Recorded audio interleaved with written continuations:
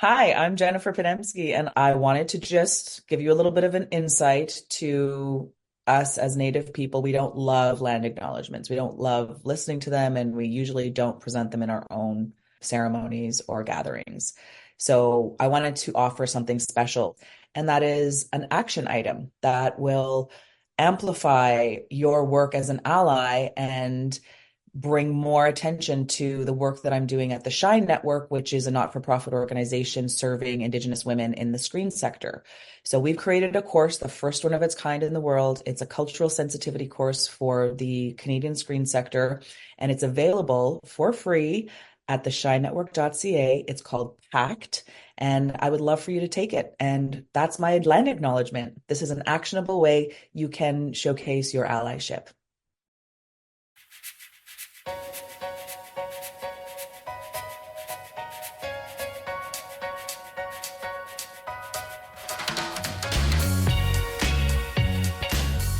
Hey Firecrackers, it's Naomi and welcome to the Firecracker Department. Okay, I'm so jazzed about this episode because I have two of my favorite people in the world and also my newest favorite people in the world. It's Nitza Wilon and Elizabeth Kaiden from the Writers Lab in New York City.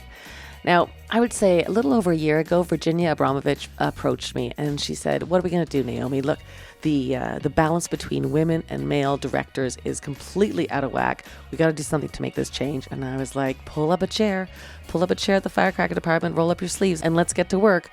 And that's exactly what Virginia did.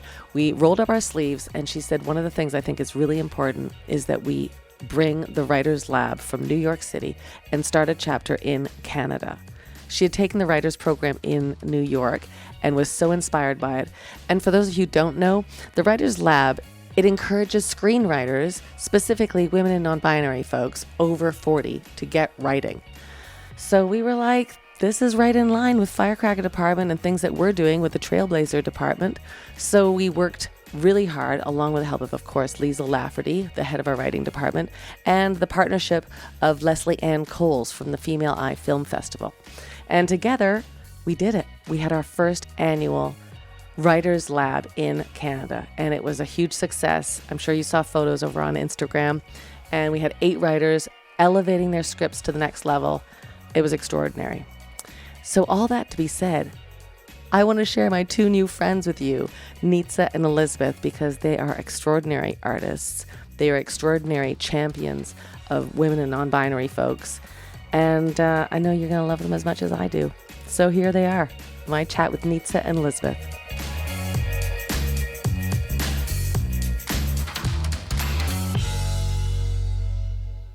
This is a pure delight. Like, I know how busy you've just come off this incredibly busy time in London, England, and now you're you're going to take a little bit of a breath, and then you're coming to Canada. I'm so Yeah. excited. And we just did our flagship lab in upstate New York. So we went a week in London, a week to cry, a week in upstate New York, a week to sob. And no, it was But do you really, like, when you two finish your big pushes of events, do you like what's your shutdown? Is it tears or is it like No, chocolate it's or definitely is it, not tears. yeah. And quite frankly, it's not a shutdown. that's right. No, producers never shut down. There's Correct. never a shutdown, or at least the way we operate. There's never a shutdown because after we finish working with some writers and after we've had a chance to, see or even meet new mentors, there's all these takeaways Yeah. and follow-ups and we've just built a whole bunch of new relationships or built on old relationships.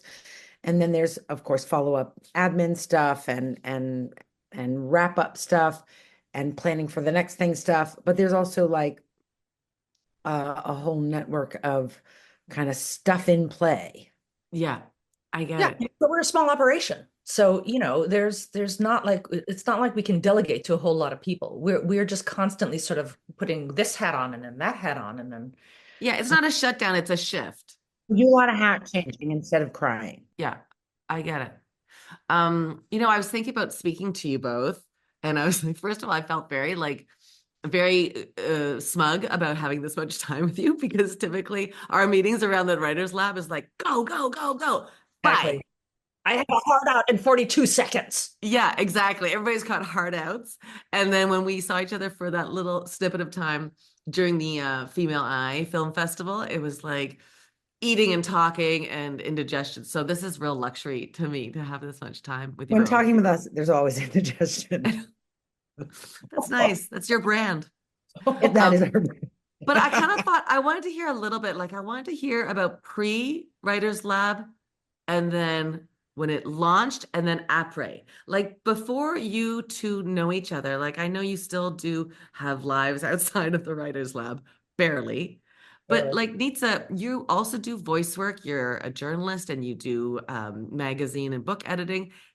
Can you tell me that nugget of how that started into the Writers Lab? Well, all of that, like that stuff was always going on at the same time. Prior to 11 years ago when this launched, I was just one of those people who sort of had this, multifaceted creative urge, but at the same time, I had to make some money. And so I had to do a bunch of stuff. And yeah, all that stuff you listed is absolutely true. Once I started the Writers Lab, there wasn't a whole lot of writing going on. I mean, I write my own screenplays just because, I've got to scratch that itch. But Yeah. so that journalism sort of went away, except when Elizabeth and I get together and write a furious op-ed for a random platform, which we've done. I know. I've read some of those. And do you miss that? Do you miss having that? I guess the deadlines. Well, I miss writing. Yeah. Yeah, I miss my own writing. That's a long story, which will require me lying on the couch. Oh, I don't. I mean, that might put you to sleep. So it's a fine line between therapy and sleeping. That's true. Yeah. But the voiceover stuff, I still try to do, and I still occasionally do it. It's just fun, sitting in a little closet that smells like old shoes and sweaty vintage gowns It's that just a delight. it's so good. Why shouldn't I say, unstoppable diarrhea 32 times, Oh my gosh. I mean, I do anyway, whether I'm writing it or not. Yeah. And Elizabeth, like with your background in theater and film as a critic, like how do you think that evolved into storytelling and script writing? Wow, I bullied her. That's a great way to frame it. I would like to add also that the period leading up to the Writers Lab, Nitza and I were both very actively parenting and volunteering at our kids' schools. And, we had lives outside of work, as so many people do. And in fact, that was one of the things that we started doing together first, working on the PTA. Oh, no kidding. Is that how you met? Kind of. No, actually, didn't we meet before that? I think our oldest children are the same age and we're in the same school. And so we met through the school and then ended up co-presidents on the PTA. Of course. It's all her fault. That's a film. It's all her fault. She will never forgive me. But someone had said to me years before, they said, you should know Elizabeth Kaiden. She's wonderful. So like a succubus, I just attached myself to you. They clearly didn't know me very well. Anyway, from there, because we were spending so much time together and cracking each other up and whatever else, we started writing together. I think that I have always been a writer and editor in some form or format, but it's taken many forms.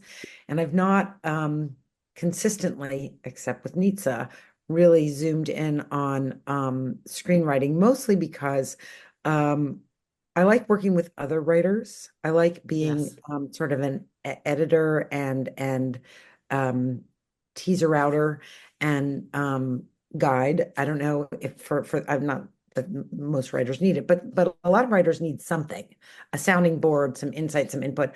I love that work. I love listening to the way different writers put together words verbally and in print and trying to see what the idea that they're shaping is and if it's in the right shape yet. So anyway, we started working together a little bit on writing, and it was that interest in sort of the craft of it is what took me into criticism, because there you can see like the whole craft of it, like how it's put together, not just the story in words, but the visuals and the directing and the acting and the whatever. So it all feeds each other. But like Nitza, once we started the Writers Lab, that sort of took over our professional lives and eventually our personal lives too. Yeah. And was that okay? Like, because like I see how much passion you both have, like in the discussions we've had about these scripts around the Writers Lab Canada. I can see the passion. Like, was it okay for you to let go of your own writing to focus on being a story editor and more of a mentor in this kind of community? I think not. I think not. But again, that does happen. Yeah. I mean, you start something like the Writers Lab, and it's so important and it's so necessary that it's hard to keep maintaining your other skills as a writer and other jobs. Right. I think there has to be a part of you that truly believes you have something important to say Uh-huh. to to focus on your own creativity. It's really tricky. It's very, very tricky. And I can talk about my own journey, but I think it's sort of a not an uncommon journey for a lot of writers, for a lot of creators, maybe even for a lot of women. I think it's a very a powerful and typical thing for women to sort of say, my story's not important enough. Mm, And especially women over 40 who just sort of feel like, oh, I've got to take care of other people. And right. that ship has sailed. Yeah. I do think that, like many people of our gender and maybe our generation, we are trained and conditioned and maybe even inclined to be responsive to others, to demands or requests or needs or opportunities, as opposed to prioritizing Right. our own journeys. And so when we started the Writers Lab and we became aware of the Mm-hmm. excitement and demand and opportunities, um, it was we almost Right. automatically pivoted to address those and perhaps almost accidentally shelved other things that we might have pursued. I think for me, it was, I do not necessarily feel that I miss my own writing. I do think Nitsa does, and I do think, and she's a quite brilliant writer, so I'm going to get her back there. I was actually going to say before that you are also a really shockingly good writer, and you keep me you keep me on track a lot. Whatever we're writing, whether it's correspondence or whatever it is, you keep me on track. Yeah, I do think that it is sort of ironic that here we are, saying to women and non-binary writers, don't don't hide your light, and then Mm. we're hiding our lights. But hello. Yeah. Yeah, but we're doing it, we're self-aware. We're serving we are, I think, with some awareness and intentionality, serving a higher goal, a bigger good, a greater good, representing or leading a whole community forward as opposed to just ourselves.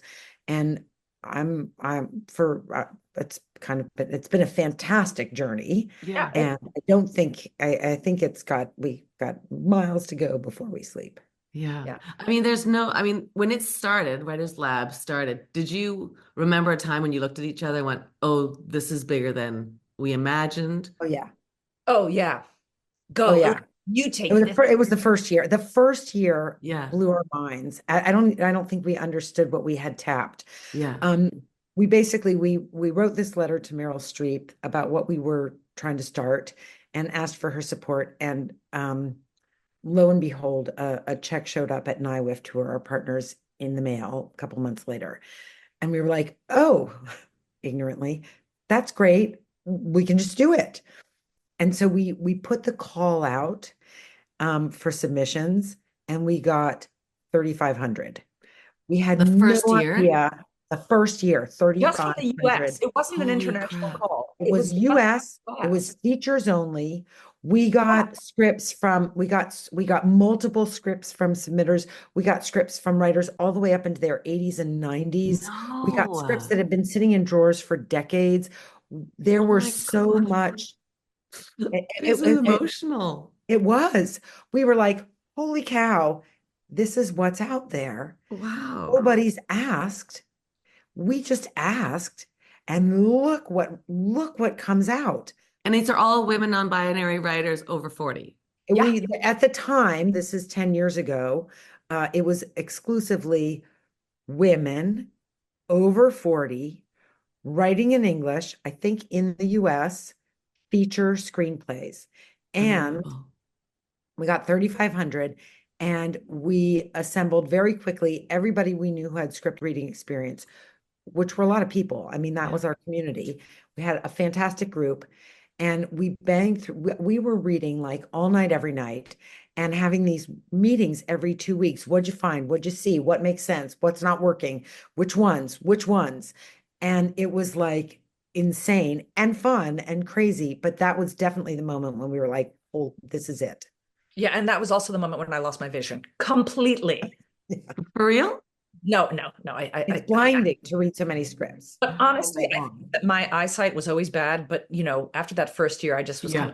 I was like, help, help. Yeah, I get it. So, I mean, yeah, I think this is also one of those reasons why you go, I'm gonna put my own writing aside because this has become bigger than me. Like you just feel you're on the precipice of something that obviously there's a need and it's important. Yeah, You can't ignore that. If you were to be like, oh, I see you 3,500 scripts and I'm gonna go back to my script, exactly. it would be, yeah. Yeah, good to know that you're out there. Enjoy. Yeah, Bye-bye. yeah. Yeah. So Good long. luck. So then in the first year, I mean, of course, there's the challenges with money and with time and resources and things like that. Did you find any other like pushback with like seeking support or just getting to the point that you could actually feel like this was a continual yearly project for you?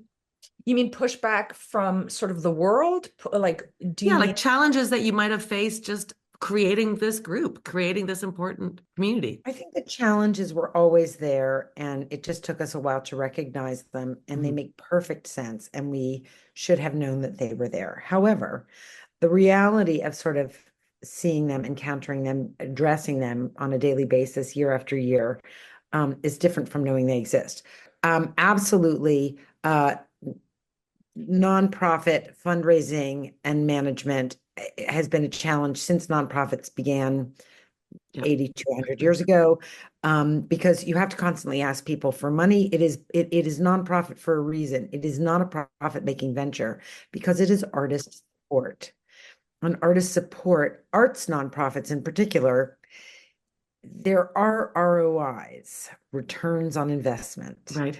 which in today's world is important, but it's not always quantifiable. And also in the 21st century, um, um, fundraising, nonprofits, nonprofit development. This is a whole field. They're experts in it.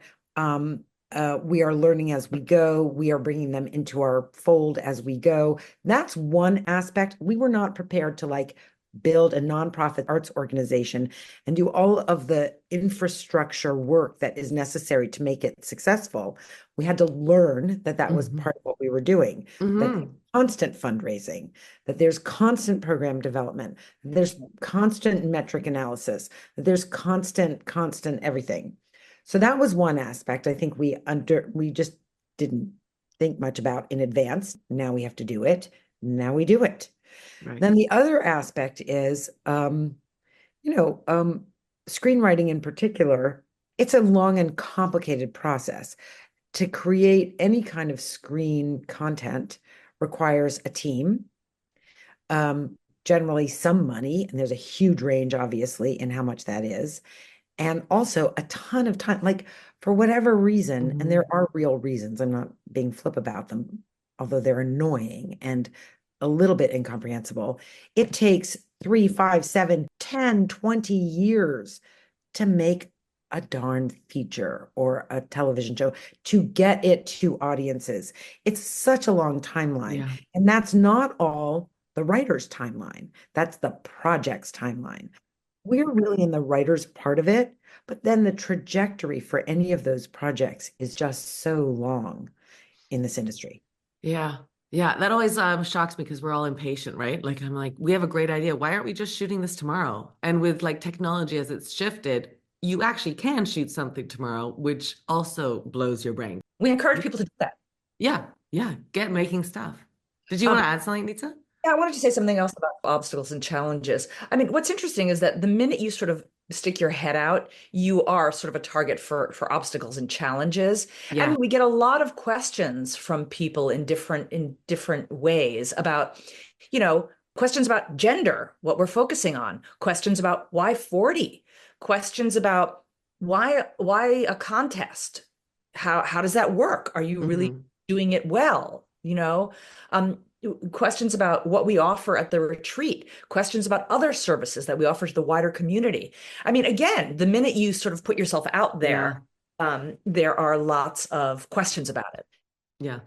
What are you going to do though, right? Like you kind of face these challenges and go, well, we're going to stick by our guns with what we started and follow our own vision. And it's not going to be for everybody. And it's not going to be for 20-year-old white men. That's for sure. No, well, for sure, for sure. But the thing is that Elizabeth and I always do this. I mean, we are relentlessly reinventing. Every year we say, Yeah. okay, now what? What's going on out there? Is this still relevant? What are we doing? How can we make it more relevant?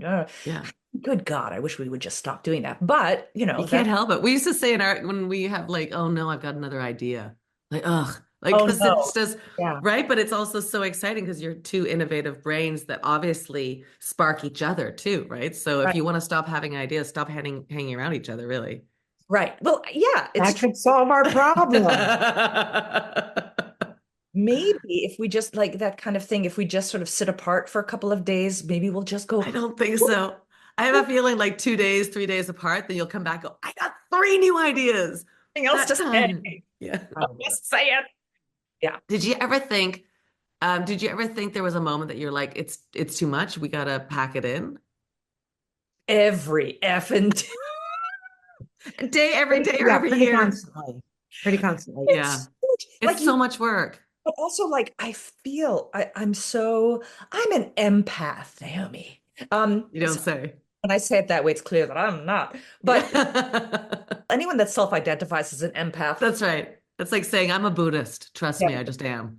you're just a narcissist. Yeah. So I just you feel the voices. You feel, Yeah. like Professor X or what's his name of the superhero movie, Professor Xavier, when he puts the thing on, he can hear the voices of all the other telepaths. Right. Like Right. So you hear the voices of all the other all 40-year-old these women. other women and non-binary writers over 40 who are Yeah. like, I have a story. I want to be heard. I want my Yeah. voice. Why was I born if to sit here quietly and make someone sandwich? No. No. No. Yeah. I mean, I get it. I also face those too. Then I go, What choice do we have? We have to keep going. And thank goodness we have the folks around us that when we're catching our breath, they're like, I'll carry it for a little while. Yeah, Yeah. that's true. Have you seen how things have shifted? Like how Writers Lab has been, what anniversary is this for you? And So this 2024 is our 10th year. Yeah. And yeah, we've definitely seen shifts. When we started this, first of all, nobody was talking about sort of the overlapping isms of, Yeah. sexism and ageism. That because I mean, we started researching this in like 2013. And then the numbers coming out of Hollywood, and it was only about Hollywood at the time. It was not really about Right. television. Nobody was talking about television. That sort of second golden wave of television hadn't even started. So in the Hollywood, the number of women directors, which were mostly tracked, but also women writers, and even at the time, women producers were in single digits. Yeah. The number of women Yeah. characters over 40 were like lower than we're like I negative. mean, that's still a Um, problem, by the way. Still a It problem. is. it's still a problem, but they've crept up to double digits, just barely. And also simultaneously, at least over the last 10, 12 years, television and streaming really changed the landscape in many different ways. They didn't Yeah. necessarily change the numbers, although the numbers are slightly better in television than in feature film, slightly. But they did change the landscape of how the industry works, of who the players are in the industry, of how the decisions are made in the industry, of what kind of content is in demand in the industry, of what kind of content, of how you can be an independent artist and make your content and be either in or outside of or straddling in and outside of Right. the industry. And it's not that it's changed in a single way. It's still very much in shift mode. I mean, from COVID to the writer's strike, to writer and actor strike, to the sort of streaming and distribution consolidations.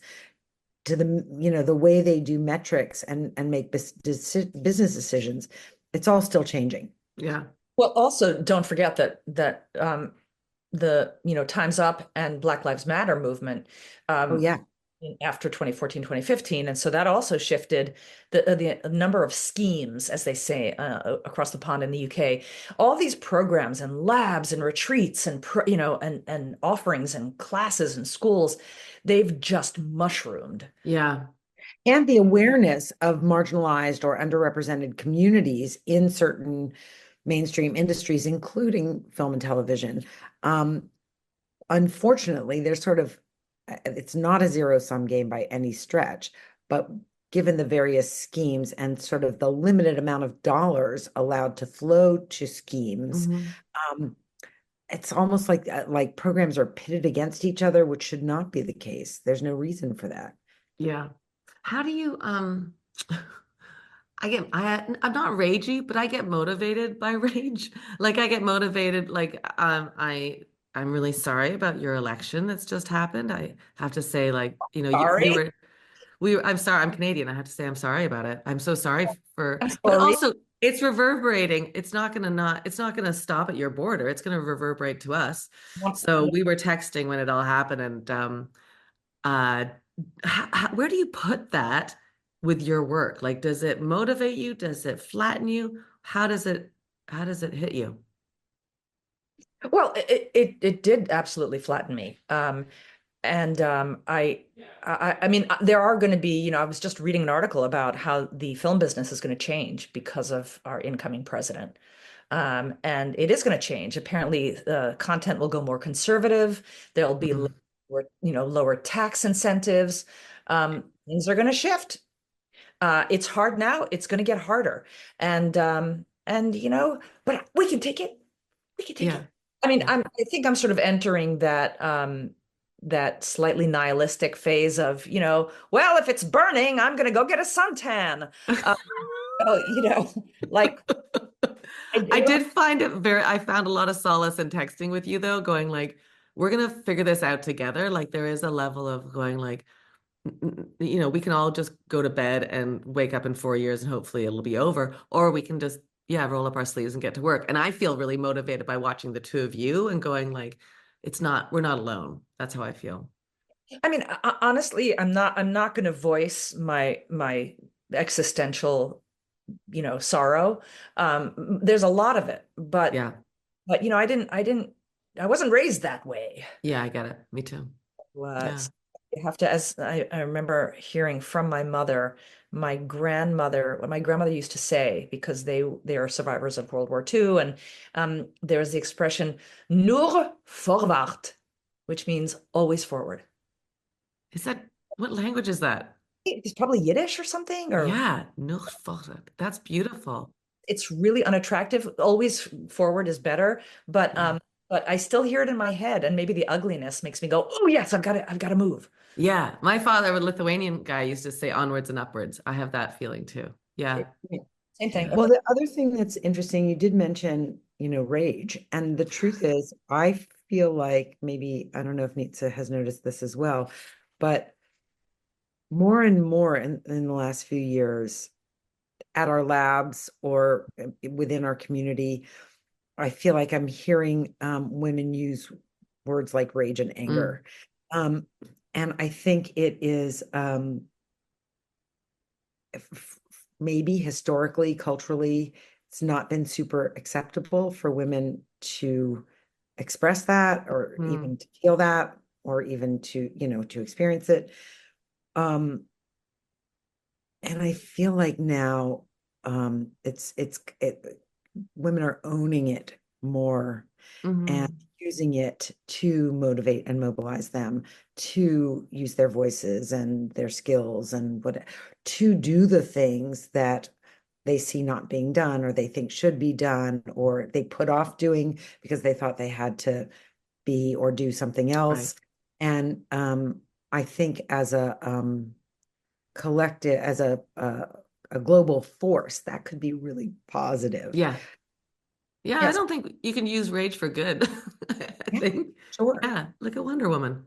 I mean, I do have Yeah. to say that there are many women identifying people who are raising their voices.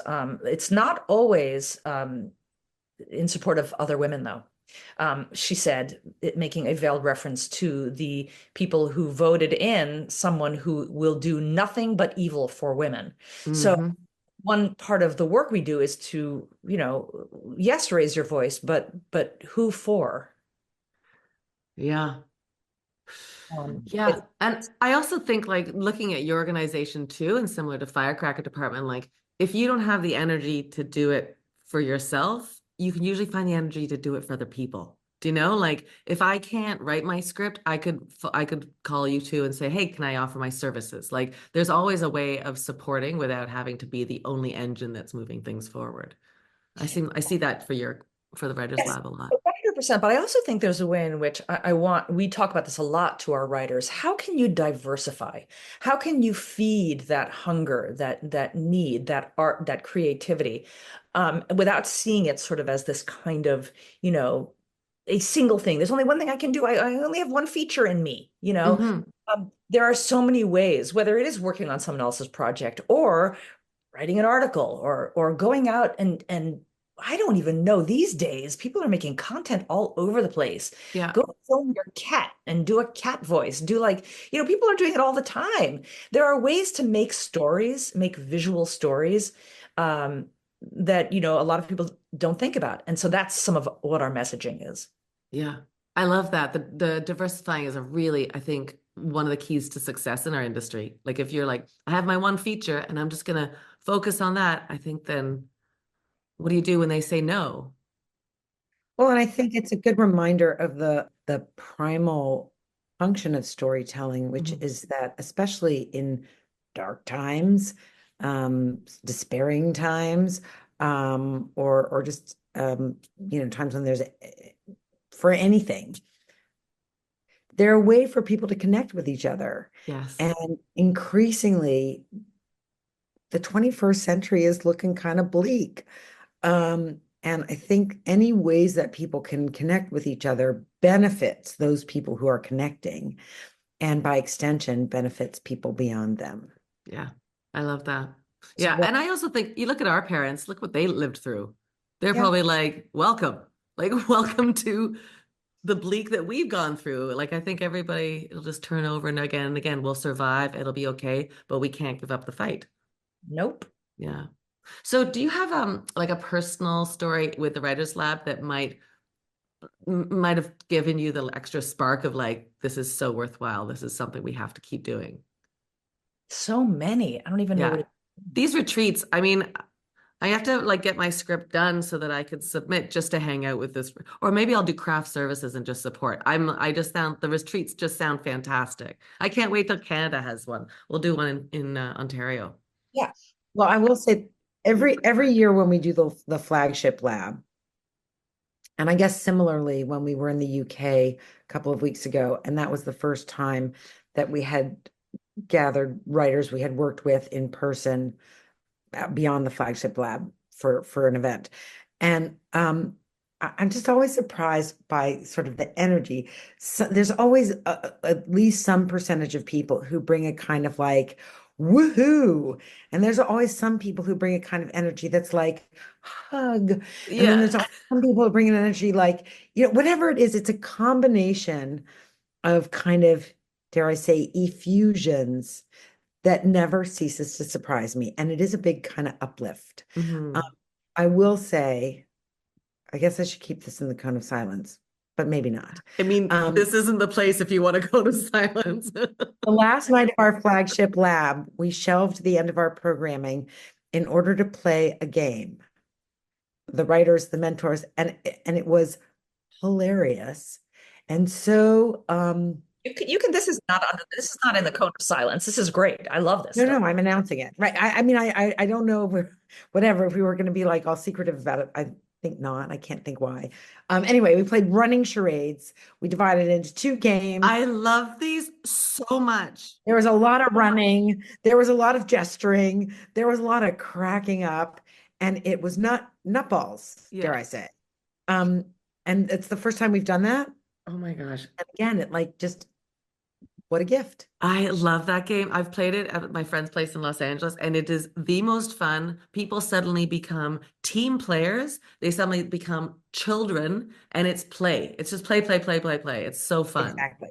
And it could seem like it's funny that you say we shelved the end of our programming, and we did. There was something we had programmed, and we decided not to do it so we could play charades. But the fact is, it's all of a piece. It's all of a piece. Yes. It is just, and that is what it is. I think it's the same thing over and over again. It's watching people come together who are like-minded, but for something positive, right? It's Mhm. it's people aren't, there may be rage, but they're not coming together in rage. No. The rage gets drowned out Yeah, quickly and easily, to be Yeah, and also honest. they're reconnect like in that situation, it was the of a piece is that people are just reconnecting with their own internal creative spark, joyful spark, um, playful spark, Yeah. um, um, and allowing themselves to be their whole selves, something that a lot of women over 40 don't always do because they're Agreed. responsible for others, or they're just responsible. They've got stuff on their plate they have to get through. If you're going to be a creator, and actually, if you're going to be a member of a community, you really need access to your whole self. Yes. There are aspects of our whole selves that are so constructive, so positive that we don't always allow ourselves access to. And that is really the Why, highest aim why of do the you think lab. we shut that down? Why do you think we don't allow ourselves? it's because there's so many reasons, but there is the sort of fear of what you wish for, Right. because if you allow yourself to wish for it, then the disappointment can be so much greater. I get it. Hmm. It's so interesting, at one point, I don't know if I did this 1 year or 2 years, but when I asked the writers, I said, say something good about yourself. It's so interesting that so many of these writers would say things like, I'm patient, I'm empathetic, I'm thoughtful, I'm kind. And I said, where's I'm gorgeous, I'm super freaking smart, I'm powerful, I'm furious. Like where were these there was a lot of this. It's going to take time. Those are like ingrained. Those are deep into our ancestry ingrainedness, if that is such a word. But it is. It's just that's passed down. We can't, it's going to Yes, take time to come out with I'm powerful as the first one. it is. Yeah. Yeah. But I love it. I'm going to challenge myself. I just want women to look in the mirror and say, I am smart, Yeah. so smart, and I'm so capable. I'm strong. It's so easy. What would you say? Just all Well, all of those things and more for you, Nitza. Elizabeth, what would you say? Sorry, I totally blanked. What's my name? I'm Uh, blank. I'm a quick thinker. that's I'm, it. Clearly, I'm I'm stealthy. I'm stealthy and quiet. I'm me. Oh, come on. You're a badass, Elizabeth. I'm My a God. badass. You Yeah. are. Yeah. Get out of Yeah. my way. I am a bulldozer. You are. The You best. Yeah, are. And it's perfect because I'm a bullshitter. So it's just Oh, it's such a it's beautiful all about bull with partnership. us. doses It's the my two shit. bulls. Yeah. We are two bulls. In fact, Yeah. we're gonna rename this initiative Two to bulls. I Bulls. have to say though, even like with your bulldozer and even it's not even like you both lead with such positivity and grace and encouragement. tell that to my family. Yeah, I will. I absolutely will put them on. But I just, I learned so much. Every time we have a meeting, I learn so much from both of you, just watching the way you function and lead. It really is Well, something. you know what it is? We get the fuel from you guys. I mean, I think that's what it is. I think that we are, when it's just the two of us, sometimes we do struggle with stuff. Yeah. But the truth is that when we get, amongst our people, that's gas. Yeah. And you also are you're such Laverne to your Shirley or Shirley to your Laverne. Like you really work so beautifully together. Can you tell me just a little bit about I don't know, the history of your friendship? Because I do think one of the hardest things in our industry is finding true collaborators that you can pick up where they leave off and vice versa. Yeah, I mean, I don't know, man. I do think that there's a lot of stuff that we have in common, but as soon as I say that, I realize the stuff that we don't. I mean, I think essentially we just both of us like to get shit done. Yeah. You It's a know, combination of things. We like to get shit done. We have high standards, I think sort of equally high standards or equally similar understandings of what the standards are for us. And I feel like we have a relatively compatible comfort level with being unfiltered together. We are Hmm. totally unfiltered. When I'm in Hmm. a shitty mood, I'm in a shitty mood. Afterwards, I'll apologize, and she knows I will. But she always tells me it doesn't bother me. And I feel like that's freedom, right? Yeah. She needs, I don't think you're necessarily ever in a particularly bad mood, once in a blue moon. no, but like I'll be like the little squirrel from Ice Age, and you'll That's not true. okay. Well, That's untrue.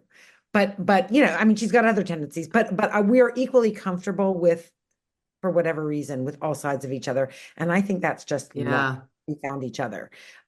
Because, that's true, hopefully, in any good relationship, whether it's, romantic, professional, intellectual, or artistic.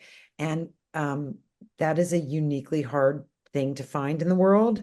And everybody is looking for it almost from day one, from arrival here on this burning planet. I think it's interesting. Like, I think it's interesting when people take responsibility. I wouldn't say like Mm. self-flagellate, but just to sort of, I'm a big fan of self-awareness. Again, Yeah. not excessive self-awareness, but it really does help to sort of know how you tick. And then, not just to know how someone else ticks so that you can take care of them, but that sort of balance of, I think most, look, people work together all the time all around the world. There are hundreds of people in offices having to deal with each other, so there's a lot of skill. Like we're social, we're weird beings, but we're social beings. um, Hmm. and I just think that most people who come together do have the potential to get things done together. Yeah. I don't think Yeah. it's a thing like this is magic, Elizabeth and me, no one else has this. I think it's there. Yeah. But I also think you both have strengths that really, I don't know, complement each other. True. And I think that's a rare thing. And I think sometimes I'll have really good friends. I'll be like, oh, I want to work with you. You're one of my best friends. Of course I want to work with you. And then you work together and you find out actually you don't work well together. You're good as friends, but not as collaborators for whatever reason. And yeah. So I don't know about magic, but I think it's really lucky that you found each Yeah. other. All right, I'll take it. I'll take it. Yeah. Was there ever a time that you were like, oh, I need to take a break from working together? Like, Oh, Elizabeth All the always. time. All the time. Like when yeah, no, we came back from the UK and I think we had to go 48 hours of like no talking. yeah. Because it was 24/7. We were traveling Yes. together, we were staying in hotels and Airbnbs together, we were working every moment that we were awake. Um, yeah, I mean, we Yeah. definitely need to take breaks from each other. Um, that's healthy, I Yeah. think. But I like what you said, Nitsa, too, like the self-awareness and the ownership of things, like going like, hey, I'm in a shit mood right now. And this isn't on you, this is on me, or being able to be honest about where you're at so that it's not something that will percolate. Because, man, I'll like take everything personally. So if somebody's in a bad mood, I'm like, well, I've obviously messed something up. Well, and that's great too. I mean, that's another long conversation. It's taking responsibility. What's interesting? Taking responsibility for things is incredibly empowering. But Yeah. not like you're saying, like, I must have done something wrong, but saying to yourself, I may have done something wrong, but maybe not. But I know that I have the ability to do good stuff here and Yeah. elsewhere. It's just like perspective. Maybe that's Yeah. what. I also think it's for me, it calms my system down if I say the thing out loud that I don't want to admit. So if I'm nervous, I go, "Oh, I'm really nervous." Then it's not this floaty thing that I'm trying to keep inside me. I'm just like, oh, that's how it is. My mouth is super dry. I feel like I've drunk in a mug of sand, and that's where I'm at right now. And then it's okay. My mouth is Not a I'm morsel, not a I'm trying to morsel of say it out saliva. loud, but I can't. Yeah, I mean, Yeah. I have to say, just the joy, there is this joyful thing about just owning, Yeah. owning, owning up and owning. It is wonderful. And if you have someone that allows you to do that, or Yeah. I don't know, allow, I shouldn't have said the word allow, but whatever, you know what I Make mean. space. I get it. Exactly. Yeah. Do you have like, if there was no like limitations on resources or time or money or anything like that, what kind of vision do you have for the future of the Writers Lab? Oh my That God. is our vision for the future of That's the right. No you said it. limitations. Yeah. I Correct. mean, really, I would just, oh my God, I can't, I mean, I would like have a streaming network. I would have a streaming platform, just Yes. what we do. But also like for reality TV, I want to have shows where women are talking. I want to have like, I have this idea for like a show about this small group of women that travel across the United States trying to sort of empower other women because, that's how I feel like this country is sort of going Oh back. my. You I know, have a very similar idea, so I actually think oh, we have to we must talk have about this chat. afterwards. We'll talk. Yes. But Yes. we would make our own content. We Yeah. would both narrative and and unscripted. Like don't get me started. No, I want to get you started. I want to hear about these things. Design a car that's fueled by pancakes. That's what what about you, Elizabeth? I thought you were answering for both of us. No, if I had unlimited resources, yeah, I mean, yes, I think we'd love to help um the amazing writers we found make their amazing projects Yeah. um more full, more in other ways. Yeah. I think we'd love um to take on the patriarchy and create a real path to distribution for Yeah. content that we feel is not reaching audiences the way some really stupid content is.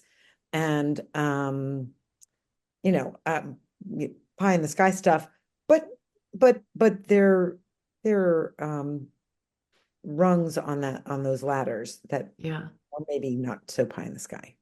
Yeah, we need a women-led studio or platform. I mean, Or and country. oh, well, don't be crazy. No, I'm putting it out there. Come Put it on, out there. universe. Put it out there. Catch You know up. what? If we had unlimited resources, we would make that happen. Yes. Yes, Just, yes. we are all just sort of we imprison ourselves. And I get it. I get it. I understand why it happens, but damn, sometimes I do feel like I'm walking around going, "Ah, this straitjacket's super uncomfortable." Oh, it's Yeah. making. Oh, yes. Yeah. Okay, let me wrap it up with some firecracker questions. You can answer these together, individually, whatever you like, but this is what we usually do. So fill in the blank. To me, a firecracker is Um, a burst of light, energy, and joy that changes the people who see it. yeah. Really loud. I love it. See, that's the beauty of your collaboration. And that's exactly there. There it is. There Yeah. it is. What do you want to be best known for, Anita? Um, oh God, this is so embarrassing. I think helping people to see outside of their preconceived notions of themselves. Love it. Elizabeth, Changing the world. for the win. Nitza, if what's something that people don't know about you? Um, I pretty much wear my heart on my sleeve, so everybody knows everything about It's me. pretty clear. Yeah. Elizabeth? Well, that's not fair. She just ducked the question. So clever. That's totally, and also what people don't know about me, I don't want them to know about me.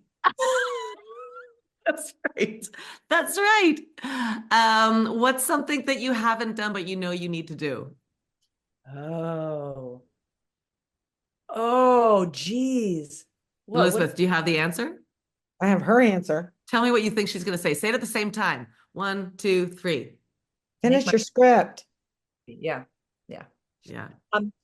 But I'm thinking like even crazier stuff. Like I want to march across the country. I keep saying this to Elizabeth and have all the women hold hands, like as we walk across the country, just this wave of women. It's so Love great. it. Elizabeth, what about you? What's your thing that you have to do? I've been thinking about this for a number of years. Now that we both have big children, and they're mostly now not requiring parenting. And I thought I would use all the free time that opened up, not, um, to get more involved in some real community services that I think need to be done. There are massive communities that need support, and I don't do enough. And there are massive issues that need to be addressed, and I don't make time to do it. And I feel very guilty about it. And I do feel like maybe 2025 is my year to at least start making a commitment to some of those I didn't causes. know that about you. I mean, I sort of, when you say it, it makes sense, but I didn't know that that was something that was really on your mind. That's fascinating. Well, I'm going to get in the way of all those goals. Yes, you are. Yes, you are. So is your script. Needy. I'm so needy.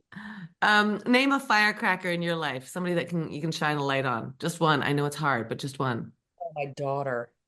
Tell me about her. Oh, she's not like you wouldn't expect it. She doesn't walk around sort of, with a big footprint, but she definitely just comes up with these things or challenges me on things. And it is delightful, painful, but delightful. Yeah. Elizabeth? Well, again, it's not fair. She's so quick because I would have said exactly the same thing, but not her Yes, and daughter. you should. And you should. I have a Yeah. daughter too, who is a firecracker, Yeah. and will take on anything. Will actually might change the world. That's why we do this, man. I mean, I know we're focusing on women and non-binary writers over 40, but this is for everybody. This is Hmm. because, look, I looked at my mother who was nuts because a very intelligent woman, but nuts. There was no way for her to access her strengths. And then I think about my daughter. I mean, I had this daughter. I brought her into this earth. What I gotta do something here. Hmm. Hmm. What makes you both feel powerful? Thinking about a Philly cheesesteak. I'm sorry. Really, like, I mean, ask me tomorrow, but right now I am just obsessed with Philly cheesesteak. And when I think about it, it makes me feel energized. So I'm that's gonna not find a good Philly cheesesteak for you in not a Toronto when you fancy get here. answer, but honest. It's perfect. Elizabeth? I think driving. Oh, I God, get it. I get it. Elizabeth is I like to a drive. fantastic I driver. get it. I'm not a fantastic driver. I just like to do it. No, it's what you're just like you scratch every driving itch that I have. When someone's going too slow, you'll pass them. I'm like, thank God. I love Exactly. it. Be in the driver's seat. I like being in the driver's seat. The final question is advice to your younger self that you would have given. Shut up. But by the way, advice I give to myself now. It's just more like you don't need to try so damn hard. I heard someone saying that if every child is told from the beginning, you are enough, every day you are enough, you don't need to work so hard. You've got it. You've got it. I think I would answer with the same answer, but I would frame it very differently. I feel like, that perfect is the enemy of the good thing. Um, I feel like my younger self and a lot of selves I know, young and old, um, feel like things have to be done right or figured out correctly or done well or done perfectly. Um, and I feel like that is I believe in that. I have high standards. That was, Hmm. as we've discussed, we both do. But I think there is a way in which maybe for women in particular, it just holds you up. You stop. I would tell myself, just try things, do them early, don't stop. If it's wrong, you'll turn, you'll pivot, you'll adjust. But keep going, don't hesitate, don't worry about whether or not it's right. Hmm. I love that. I love Yeah. that. I love that too. Love that for my future, right? I mean, I may be ancient, but I do hope that there is room for me to change and improve. And in fact, I'm not going to say I do hope. There is. Yeah. There is. Not Yeah. for me. Sorry. Do you feel like you're changing things? Like I feel like your organization, your presence, your the heart and head that you lead with is shifting things. Yeah, I think it really is like vibrations. You throw a rock and the ripples. I think that we're throwing a rock, and I do think there are ripples. Yeah, I agree. But I also feel like that it's really incumbent. I do feel like a lot of the energy comes from people that we've, touched. Yeah. And they pay it forward. I do think it is really it's a group effort. Such a wild fan of both of you. I'm so happy that Virginia introduced the Writers Lab and you both to Firecracker Department. It's it's a pleasure. And everything you've been saying. Wild fans of you, Oh, Naomi, nice. and of Thank Firecracker and everybody we've met through it. Well, look, we're gonna do some cool shit. And we're gonna make mistakes, and then we're gonna pivot, and we're gonna do other mistakes, but we're gonna have a good time doing it, and we're gonna do it together. Yep. Yeah. Yeah. Thank you so much. You're the best. Really love you both. And I can't wait. In like less than 2 weeks, you're going to be here running the Writers Lab Canada for the first year. A lot of laughing and and other sounds. Yeah. Give me one sentence of thoughts around the Writers Lab Canada. What a collaborative effort. Like just setting the tone, working with all of you. The tone is we lift each other up. Yeah. Lift each other up, and the world is better for it. Yeah. Boom. Yeah, it's exciting. Well, we couldn't do this alone without like Virginia Abramovich and Lisa Lafferty and Leslie Ann Coles from the Female Eye Film Festival. Just an extraordinary team that has come together. Let's make some magic. Generous. Yeah. Yep. Mwah. Love you both so much. Dishes. So great. I just love you so much, and thank you for this time. It's an absolute pleasure. And if people want to know more about the Writers Lab, where would you send them? Go to twlstories.org. twlstories.org. All right. Thanks. Sure.